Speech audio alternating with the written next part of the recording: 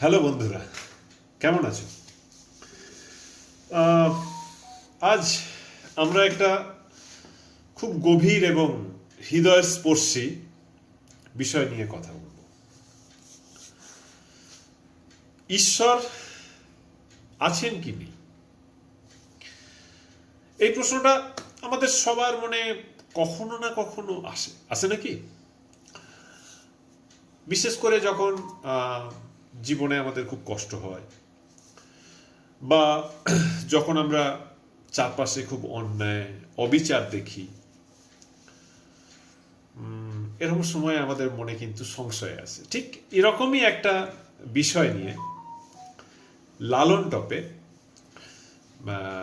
একটা বেশ ঐতিহাসিক বিতর্ক হয়েছে। একদিকে ছিলেন জাভেদ আখতার, আর একদিকে ছিলেন মুফতি সামাইল নদভী। তা এদের যে ডিবেট, এটা দেখে আমি তো বেশ মুগ্ধ হয়েছি। মানে কারণ এতে শুধু যে পারস্পরের বেশ কেঠো কেঠো যুক্তি ছিল তা নয়, মানুষের যে আবেগ, মানুষের যে কষ্ট, মানুষের যে আশা, এই ডিবেটটাতে সব কিছু মিশে আছে। মানে একদিকে যেমন যুক্তিও আছে, তেমন আরেকদিকে মানুষের ইমোশন, সেটাও আছে। বেশ ভালো লেগেছে। দেখো, জাভেদ আখতার জাভেদ আখতার তিনি একজন কবি গীতিকার, আমরা তো সবাই জানি। মানে জীবনের কষ্টগুলো খুব কাছ থেকে দেখেছেন, নইলে এরকম কবিতা গান বেরোতে পারে না। মানে তার কথার মধ্যেই থাকে কি এক ধরনের সরলতা, কোনো জটিলতা থাকে না, যেন তিনি আমাদেরই কথা বলছেন। তার কথা বলার যে কোনো ঢং আমরা যদি দেখি, মানে আমাদের মনের ভেতরের কথাগুলো যেন তিনি বেশ ভালোভাবে বার করতে পারেন। অন্যদিকে যদি আমরা মুফতি সামাইল নদভীকে দেখি, আমি যদিও আগে দেখিনি, সেদিন দেখার পরে আমি আরও কিছু দেখলাম। একজন ইসলামিক স্কলার, মোটামুটি দর্শনের গভীর জ্ঞান আছে বলে আপাত মনে হয়। তার কথার মধ্যে একদিকে কি শান্তির কথা থাকে, যুক্তির একটা ভালো বাঁধন থাকে, যা অনেককে সান্ত্বনা দেয় যারা চায় সেটা। যখন এই দুজনের সংঘর্ষ আমরা দেখছি, তখন আমরা দেখি যে কিভাবে যুক্তি এবং আবেগ পরস্পরের মুখোমুখি হচ্ছে।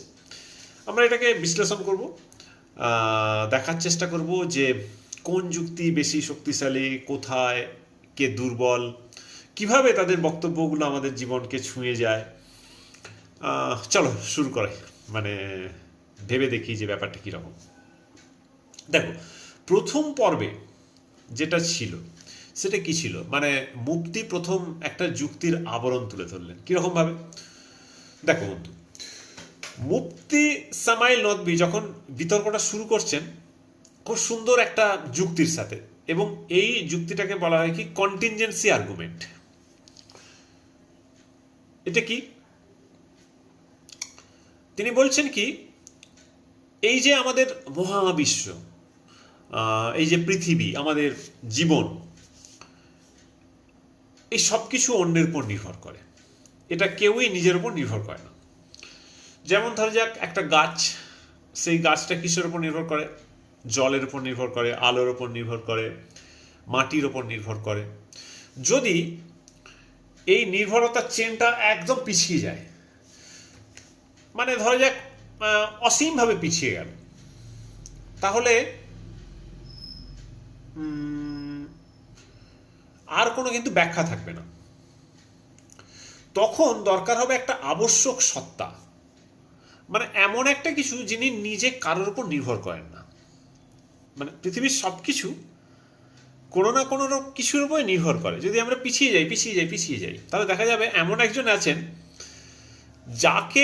যিনি কিন্তু আর কারোর উপর নির্ভর করতে পারবেন না, কারণ যেখান থেকে শুরু হয়েছিল। তাহলে তিনি যা কিছু করবেন সেখানে কিন্তু আর কোনো কারণ নেই, তারপর থেকে কারণ শুরু হবে। কিন্তু প্রথম যিনি আছেন সেখানটায় কিন্তু কোনো কারণ নেই। তাহলে সেটা কি? ওই যে প্রথমের সব কিছু, সেটা হচ্ছে ঈশ্বর। এখন যদি বিস্তারিতভাবে বলি, দেখো, সব কিছুর পিছনে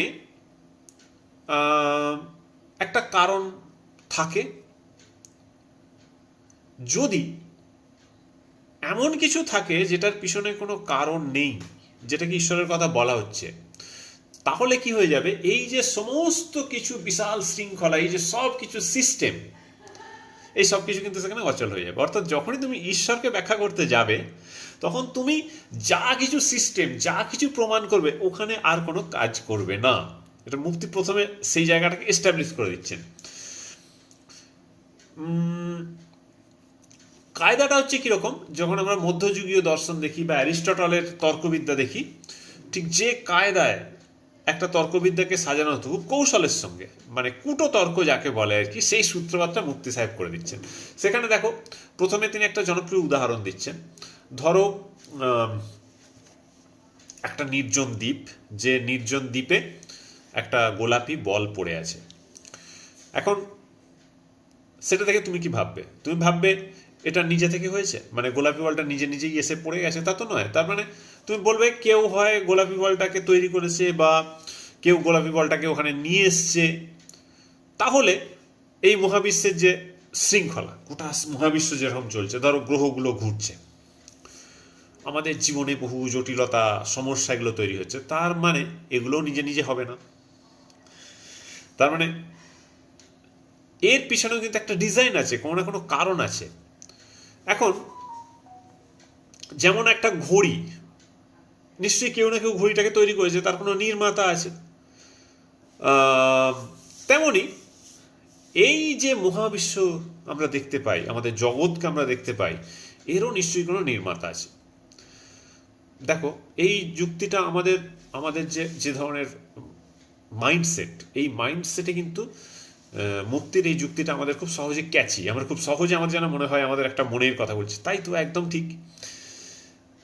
কিন্তু আমরা যখন একা থাকি, তখনও দেখবে আমাদের মনে হয় কেউ না কেউ আমাদের দেখছে, কেউ না কেউ আমাদের ঘিরে কোনো পরিকল্পনা করেছে। যদি নাই হতো, আমরা এত নিজের ভবিষ্যৎ জানার জন্য এত টাকা সাধারণ মানুষ কেন খরচা করে বা জ্যোতিষদের কাছে যায়, এবং আমরা কেন এত ভয় পাই যে কোনো কিছু কাজ করলে ঈশ্বর দেখছে, আমাদেরকে নিয়ন্ত্রণ করে, এই ব্যাপারগুলো আমাদের মনের মধ্যে কেন আসে? তার কারণ মনের কোনো না কোনো জায়গায় আমাদের সেই বিশ্বাসটা, সেই ভয়টা একটা কাজ করে। অর্থাৎ সেই জায়গাটা যে কখনই তুমি একটা যুক্তি পাবে তার পক্ষে, আমার মনটা সেটা কি আঁকড়ে ধরতে চাইবে। এটা হচ্ছে আমাদের বৈশিষ্ট্য।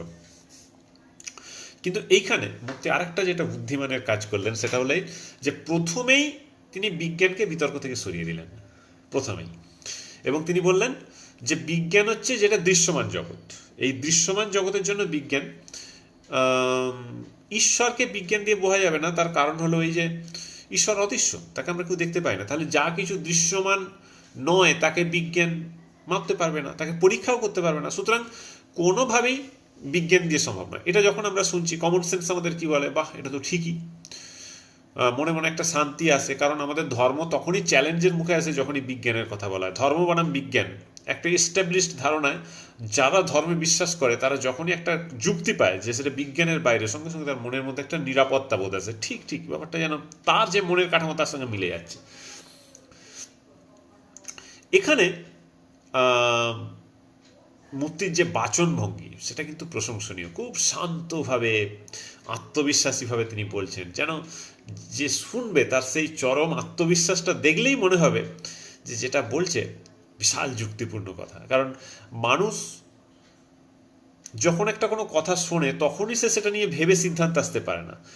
অপরজন কতটা আত্মবিশ্বাসের সঙ্গে বলছে, সেটাও কিন্তু তার মনে বিশ্বাস তৈরি করতে সাহায্য করে। কারণ এই ডিবেটটা সবাই শুনে যে গভীরভাবে ভাববে তা নয়, এই ডিবেটটা থেকে তার মধ্যে এক ধরনের অনুভব তৈরি হবে। এই অনুভব তৈরির যে খেলা, এই কুট খেলাটা কিন্তু মুফতি সাহেব অত্যন্ত কৌশলের সঙ্গে খেলেছেন। যেখানে আমরা অনেকটাই জাভেদ সাহেবকে দেখি সরলতার সঙ্গে খেলছেন, তিনি কিছু লিখে রাখছেন না, তিনি একবারে যৌক্তিকভাবে এগোচ্ছেন তা কিছু না, তার বাস্তব অভিজ্ঞতা দিয়ে তিনি বলার চেষ্টা করছেন। এবারে দেখবো আমরা, মানে যদি আমরা মুফতি সাহেবের দিকে তাকাই, তার যে যুক্তি, তার সীমাবদ্ধতাগুলো দিকে একটু তাকানোর চেষ্টা করি। দেখো, আমি বলছি না যে মুফতি সাহেব ভুল, আমি একদমই বলছি না। কিন্তু যদি আমরা আধুনিক দর্শন, আধুনিক এই সময়ে যে ধরনের দর্শনের চর্চা হয়, তার সঙ্গে যদি আমরা তুলনা করি বা সেই দৃষ্টিতে দেখি, এতে কিন্তু খুব মানবিক দিকগুলোকে গুরুত্ব দেওয়া হয়। শুধু কুটো তর্কের মাধ্যমে, তর্কের মধ্যে বেরিয়ে যাব সেখানে হবে না। কারণ সমস্ত তর্ক কিন্তু মানুষের জন্য, আলটিমেটলি সব কিছু মানুষের জন্য। আচ্ছা, দেখো প্রথমে যে কন্টিনজেন্সি আর্গুমেন্ট, এই কন্টিনজেন্সি আর্গুমেন্টে মুফতি সাহেব বলছে সব কিছুর কারণ আছে, তাই ঈশ্বর যেহেতু তার শুরুটা ঈশ্বর, তাই ঈশ্বর নির্ভরশীল নয়। অর্থাৎ এখানে প্রথম তিনি কায়দাটা কি করলেন, তিনি বললেন সব কিছুর জন্য তুমি কারণ দিতে পারো, কিন্তু ঈশ্বরকে কারণের বাইরে রাখতে হবে, এটা তিনি এস্টাবলিশ করছেন, বলার চেষ্টা করছেন। এইখানেই তার চালাকি। এখানে কিছু স্পেশাল সুযোগ ঈশ্বরকে দেওয়া হচ্ছে, সবার জন্য নিয়ম, কিন্তু ঈশ্বরের জন্য কোনো নিয়ম নয়। তাহলে তুমি যে যুক্তি দেবে সেটাই তুমি খাটবে না, তুমি সমস্ত যুক্তির ঊর্ধ্বে তুমি ঈশ্বরকে নিয়ে চলে গেলে। তাহলে সেইখানে তুমি সাধারণ মানুষের মনস্তত্ত্বকে নিয়ে গেলে। এবার যদি কেউ যুক্তি দেয়, তোমার প্রথমেই সেটা এস্টাবলিশ যে কোনো যুক্তি দিয়ে তুমি ঈশ্বরকে ব্যাখ্যা করতে পারবে না, সেটা তোমার মনের ভেতরে সেট হয়ে গেল। সেটা কিন্তু মুফতি সাহেব প্রথমে সেট করে দিলেন। এটা আধুনিক দিক থেকে কিন্তু দুর্বল কেন না, এমন অনেক কিছু আছে যা কিন্তু কারণ ছাড়াই হয়।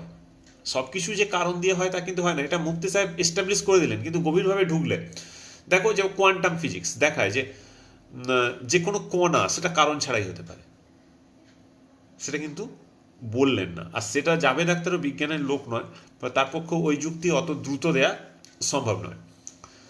যেমন লরেন্স ক্রাউস একজন বিজ্ঞানী, তিনি বলছেন যে নাথিং থেকেও কিন্তু মহাবিশ্ব আসতে পারে, এমন নয় যে কোনো কারণ থাকলে মহাবিশ্ব আসবে। মানে এটা আমাদের কিরমভাবে দেখো, মনের মধ্যে একটা আমরা মনের মধ্যে সবসময় একটা সান্ত্বনা খোঁজার চেষ্টা করি, তো যেটা আমরা বিশ্বাস করি তার সপক্ষে যুক্তি খোঁজার চেষ্টা করি, এটা আমাদের মনের প্রবণতা। যদি আমাদের কোনো মানবিক দুঃখ হয়, তখন আমাদের তার যদি কোনো কারণ না থাকে, আমরা তখন ভেবে ফেলি যে জীবনের উদ্দেশ্য কি। তখন অনেক ক্ষেত্রে অজানা যে জিনিসটা আমরা জানি না সেটাকে মেনে নিয়েই কিন্তু আমরা এগোই। সব কিছু যে জানি তা নয়, যেটা জানি না সেটাকেও সত্য বলে ভেবে নিয়ে আমরা অনেক ক্ষেত্রে এগোই। দেখো এই যে গোলাপি বল বা গাড়ির উদাহরণ, এটা কিন্তু এক ধরনের ফলস অ্যানালজি। মানে কারণ আমরা জানি যে গাড়ি কিন্তু মানুষ বানায়, কিন্তু মহাবিশ্ব সেটা তো কোনো প্রমাণ, সেটা কে বানিয়েছিল তার তো কোনো প্রমাণ করিনি। ডারউইনের বিবর্তনবাদ যেটা দেখায় যে জটিলতা ধীরে ধীরে তৈরি হচ্ছে কোনো ডিজাইনার ছাড়া। ডারউইনের বিবর্তনবাদ এই কারণে ধর্মের লোকেদের প্রচণ্ড মানে কি বলবো অপছন্দের কারণ। প্রতিটা ধর্ম, যদি আমরা বাংলাদেশ ভারতবর্ষ সব জায়গায় দেখি যারা সিলেবাস বানায়, মানে সরকারি পক্ষ, তারা সবসময় ডারউইনের বিবর্তনবাদটাকে কী করে বাদ দেওয়া যাবে তার উদ্দেশ্যে থাকে। তার কারণ ধর্মের ব্যাখ্যাকে অন্যতম চ্যালেঞ্জ করা হচ্ছে ডারউইনের বিবর্তনবাদ। কিন্তু এই যে বিবর্তনবাদ ডারউইন দেখাচ্ছেন, সেখানে দেখাচ্ছেন যে কোনো ডিজাইনার ছাড়াই কিন্তু আমাদের এই চেঞ্জগুলো ঘটে যাচ্ছে, যে ঈশ্বর সব কিছু চেঞ্জ করছে তা কিন্তু নয়। অর্থাৎ এদিক থেকে যেটা মুফতি সাহেব প্রথম তুললেন সেটা হলো এই যে তিনি এত আত্মবিশ্বাসের সঙ্গে এত একাডেমিক স্টাইলটাকে সামনে রেখে বলছেন যে সাধারণ যারা মানুষ তারা অনেকেই ভাবছে, তারা হয়তো বুঝতে পারছে না, তারা ভাবছে যে জিনিসটা হতো, আমি হয়তো বুঝতে পারছি না, ঠিক কথা, কিন্তু উনি এটা বলছেন, একটা দারুণ যুক্তি আছে। দেখো এরপর আমরা দেখি জাভেদ সাহেব যখন গাজায়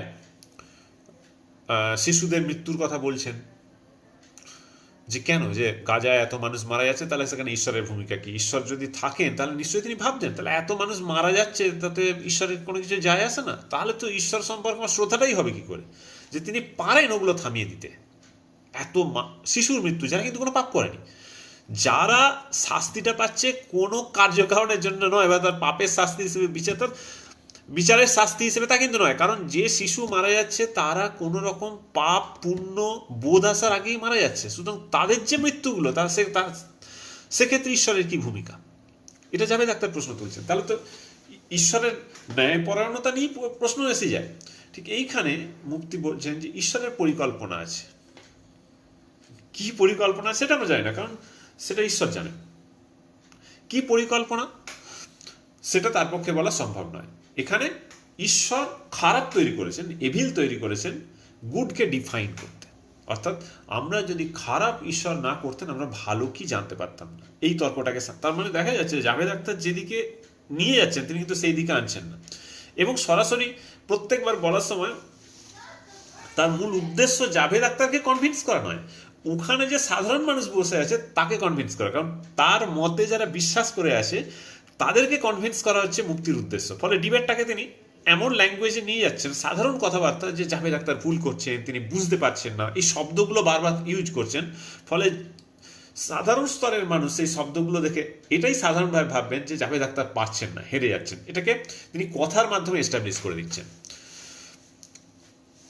এখানে এই যে মানুষের এত কষ্টের জন্য কি দায়ী? কষ্টের জন্য কি দেয় না, মানুষের চয়েস দেয়। কারণ মানুষ যুদ্ধকে চয়েস করে। কেন করে? এই চয়েস করার অধিকার নাকি ফ্রি উইল হিসেবে মানুষকে ভগবান ঈশ্বর দিয়েছে। এখন এইখানেই একটা তৈরি হয়ে যায় রহস্য। মানে যদি বলি যে ঈশ্বর সর্বশক্তিমান, তাহলে তিনি কেন কষ্ট রোধ করেন না? গাজায় কেন লক্ষ লক্ষ মানুষ মারা যায়, যারা একদম ছোট, সদ্য যারা জন্মাচ্ছে এরকম শিশু কেন মারা যায়? এতে মানুষের হৃদয়ে তো কষ্ট হয়। মুক্তি বলেন যে এগুলো সম্পূর্ণভাবেই মানুষকে পরীক্ষা করার জন্য, ভালো মন্দ সম্পর্কে ধারণা দেওয়ার জন্য। কিন্তু এই ব্যাপারটার মধ্যে আর গভীরতার মধ্যে কিন্তু মুক্তি কখনোবার যাননি। বরং এইগুলো যখনই গেছে তিনি সরাসরি বলছেন, না, এটা মূল উদ্দেশ্য নয়, আমাদের মূল উদ্দেশ্য হচ্ছে ঈশ্বর আছেন কি নেই। কিন্তু দেখো, ঘুরিয়ে জাভেদ আখতার কিন্তু এটাই বলতে চেষ্টা করছেন যে ঈশ্বর যদি থাকেন তাহলে ওইগুলো তিনি করেন না কেন? এটা তো একটা পয়েন্ট। কিন্তু যখন একজন কি বলবো, সেটাকে একটা ডিবেটটার মূল ঘুরিয়ে এমন কতগুলো শব্দ, বিজ্ঞানের শব্দ তিনি ইউজ করছেন যে শব্দগুলোর সঙ্গে সাধারণ মানুষের কমন সেন্সের কোনো যোগ নেই, কিন্তু ভারী ভারী ওই শব্দগুলো সাধারণ মানুষের মধ্যে এটা এস্টাবলিশ করে দিচ্ছে যে এটা কোনো গভীর বার্তা বোধহয় এর মধ্যে আছে, যেটা আমার ভাবনার অতীত। কিন্তু এর গুরুত্ব একটা আছে, কারণ এত ভারী ভারী শব্দ তো জাভেদ আখতার তার মানে পর্যন্ত বুঝতে পারছেন। এটা কিন্তু এস্টাবলিশ হয়েছে। এখানে কিন্তু মুক্তির অত্যন্ত বুদ্ধিমানতার পরিচয়, যে ডিবেট কিভাবে জিততে হয় সেদিকেই মুক্তির প্রধান নজর। সেখানে জাভেদ আখতার একজন বয়স্ক মানুষ, তিনি সাধারণ মানুষের প্রতিনিধি। ওখানে তিনি দর্শনের প্রস্তুতি নিয়ে যাননি, বা দর্শনের ছাত্রও তিনি নন। ফলে কুটতর্ক বা কোনো বিশেষ কোনো তর্জমা দেয়া, সেগুলো তার করার কোনো উদ্দেশ্যও ছিল না। তার যেটা শক্তি, সরলতা এবং মানবিকতা। তিনি বলেন যে প্রমাণ দেখান তবেই মানব, কারণ বিশ্বাস প্রমাণের উপরে হবে। আমাকে যদি প্রমাণ না দাও, আমি বিশ্বাস করব কেন? তার কারণ তিনি বলছেন যে এখানে যে ফেথ এবং বিলিভ দুটো আলাদা।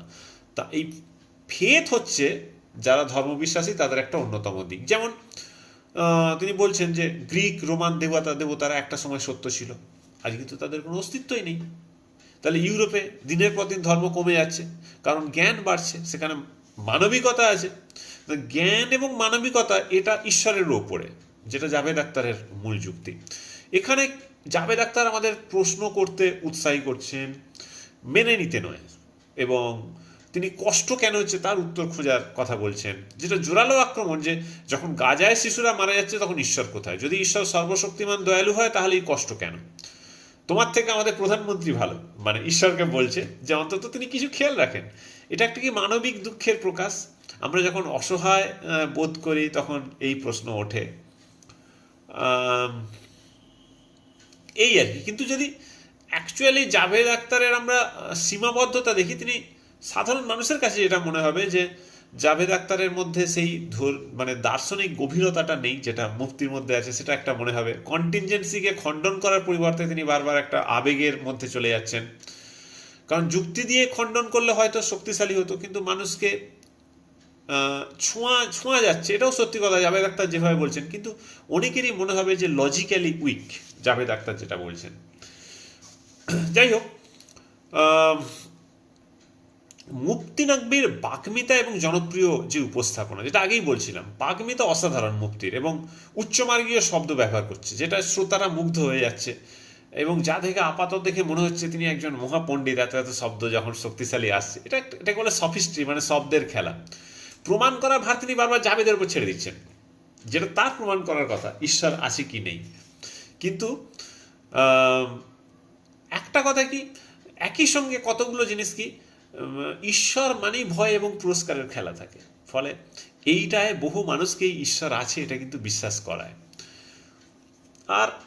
আর একটা কথা, তার যারা অনুসারী, যারা ধর্মে বিশ্বাসী, তারা তো এস্টাবলিশড হয়ে এসেছে। কারণ তুমি যখনই ধর্মে বিশ্বাস করলে তোমার একটা ভয় কমে গেল, তুমি একটা আশ্রয় পেলে। যারা ধর্মে বিশ্বাস করে না তাদের একটু, যেহেতু আশ্রয়হীনতার কারণে, এবং তাদের কোনো দল থাকে না। একটা কথা, যারা ঈশ্বরে বিশ্বাসী সবসময় একটা বড় দল একটা বিরাট বড় শক্তিশালী বিভিন্ন ধরনের সংস্থা তাদেরকে নিয়ন্ত্রিত করে ধর্মকে কেন্দ্র করে, কিন্তু যারা ধর্মে বিশ্বাস করে না তাদের পিছনে তো এরকম কোনো উদ্দেশ্য চালাবার জন্য কোনো প্রতিষ্ঠানও নেই, তারা সাধারণ জ্ঞান বোধ থেকে সেগুলো উন্নীত হন। ফলে যারা ধর্মে বিশ্বাস করে তাদের এই বিশ্বাসের শক্তিটা অনেক বেশি পাওয়ারফুল হয়, তারা সবসময় তাদের পক্ষের যুক্তিটাকে খুঁজতে চায়। এখন এই যে বিতর্কটা হলো, এতে কিন্তু কেউ হারেন। মানে যদি মুক্তিকে আমি দেখি, তিনি যুক্তির আপাত একটা কাঠামো তৈরি করে ঈশ্বরকে এস্টাবলিশ করার চেষ্টা করেছেন, আর জাভেদ সাহেব মানুষের কষ্টের কথা বলেছেন, কষ্টের পরিপ্রেক্ষিতে ঈশ্বর আছে কি নেই এই প্রশ্ন তুলেছেন। কিন্তু ব্যাপারটা হচ্ছে আধুনিক যুগে শুধু যুক্তির চাদরে ঢেকে রাখা যায় না, কারণ যুক্তির পরে আবার যুক্তি আসে, আবার যুক্তি আসে, এতে আমরা সবাই জিতি। আসল যেটা ব্যাপার সেটা হলো এই যে ডিবেটগুলো আমাদের শেখায় প্রশ্ন করতে। এমন নয় যেন আমাদের, এটা প্রত্যেকের ব্যক্তিগত ব্যাপার, কে মনে করবে ঈশ্বর আছে কে নেই, এটা তার একান্তই ব্যক্তিগত চয়েস। আমাদের সংবিধান সেই ভাবার অধিকার সবাইকে দিয়েছে। যেটা আধুনিক যুগের প্রয়োজন সেটা হচ্ছে প্রশ্ন করা এবং ভাবা। প্রশ্ন যখনই থেমে যাবে, অগ্রগতি সেদিনই থেমে যাবে।